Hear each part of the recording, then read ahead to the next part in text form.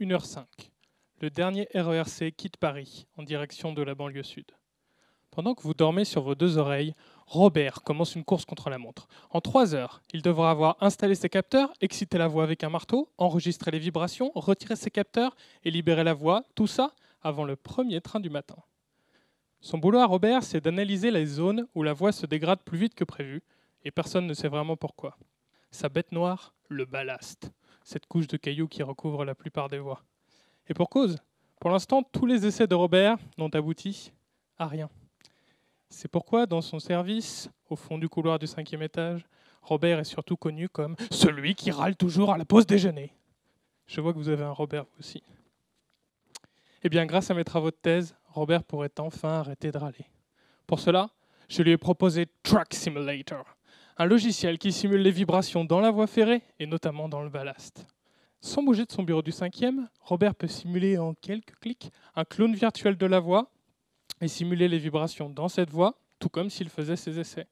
Grâce à Track Simulator, Robert pourrait même concevoir la voix du futur, qui sait. Oui.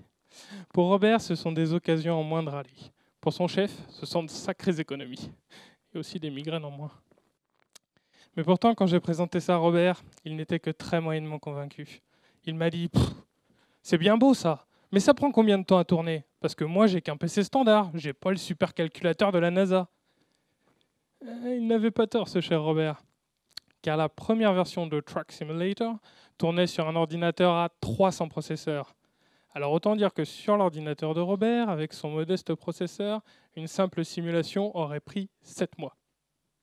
Alors je suis retourné dans mon bureau pour diminuer la puissance de calcul nécessaire. Et Track Simulator 2 a vu le jour et utilise désormais les mêmes algorithmes que pour la réalité virtuelle.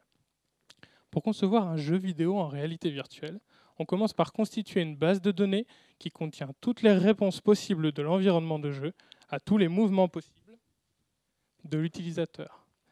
Ensuite, lorsque l'utilisateur fait un mouvement, son ordinateur n'a qu'à combiner la base pour sortir une réponse quasi instantanément. Et bien pour Track Simulator 2, c'est la même chose. Je vais constituer une base de données pour la voie ferrée. Ensuite, lorsque Robert, dans son bureau du 5e, travaillera sur sa voie virtuelle, son ordinateur n'aura qu'à combiner la base pour sortir une réponse en moins de 3 minutes. D'ailleurs, en parlant de 3 minutes, je dois vous laisser, car la simulation de Robert vient de se terminer. Et vous le connaissez, hein. Si je ne vais pas l'aider, il va encore râler. Merci beaucoup, Adrien.